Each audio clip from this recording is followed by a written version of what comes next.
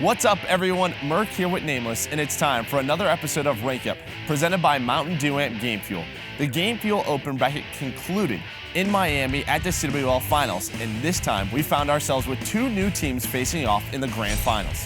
And these new teams had some familiar faces from European Call of Duty history. It was the Bhoys versus Team War. The Bhoys actually won the winner's bracket and would have to lose 2 series to be bumped out of the tournament. They lost that first series, but in the second set, there was a pivotal round in Search and Destroy that shifted the momentum over to the Bhoys, which ultimately led to them winning game number 2. So let's set this up. It's game 2 in the second series, and Team War has already won the first game, putting the Bhoys down 0-1.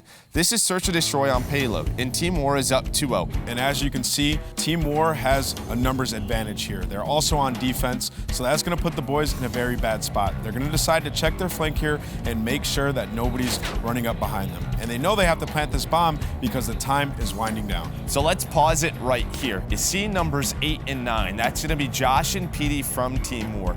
Look how separated you are from your teammates. We don't want to see that at all, right? Pro teams, they're always grouping up together in man advantage situations. What does this force? It forces a 3 versus 3 at the B bomb site. You don't have the numbers. So what would we like to see from Team War? Either Josh and Petey need to push the other side, create a sandwich, or they have to go through the middle tunnel and meet up with their teammates. This is what happens instead. You're gonna see Shawnee ends up finding 2 kills. Josh and Petey, they still don't know how they want to react on the map. And well, while that goes down, the bomb's being planted. That 3 versus 5 is now a 3v3. We would have loved to see Team War group up together.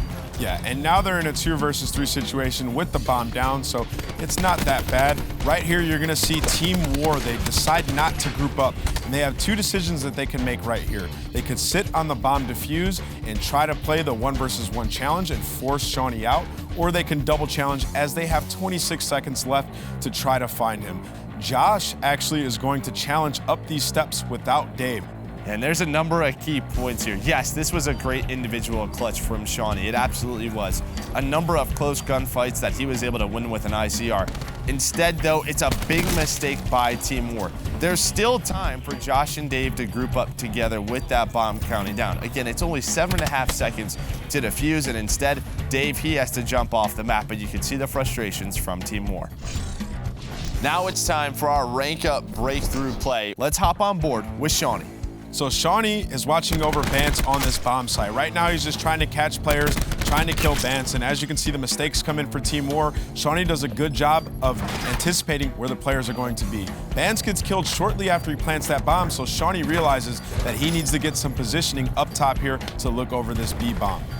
He takes some fire from the other side, and he's just going to play his life and try to keep his teammate alive as long as possible. And here's where you're going to see a huge clutch where Shawnee plays his life and wins a one-on-one. And remember, this is the mistake we were talking about from Team War. Josh, you're going to see challenges this one-on-one just a little bit too early. Does he have the advantage? Probably so, but Shawnee's able to deal with it, play the clock. This is essentially an ace as Dave's just gonna fall off the map, but it's 4 kills in the round. Let's hear it now from Shawnee in this interview. The tip I'd give for an amateur becoming pro is mindset. Honestly, a lot of people have the skill. I would put a lot more emphasis on just having a good mindset, want to improve instead of being immature and like most of the young amateurs are. Next for us, going to champs. Hopefully we get some good practice against some pro teams and we can improve a lot because as everyone can see, our map pool isn't the best right now. That's why we've had a few 3-2s. So improving on that map pool against other professional teams would be the next step for us going to champs. So there you have it. The Bhoys show us how clutching up can tie the series and set the momentum back in your favor. The Bhoys went on to win 6 straight rounds in that SnD. They did indeed, but the rest of this series was not easy. In our next episode, we're gonna take a look at another map from this second best of 5.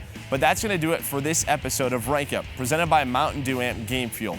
Make sure to check out the rest of the matches from CWL Miami on our YouTube, and don't miss the CWL Championship, August 14th through 18th at twitch.tv/Call of Duty and MLG.com.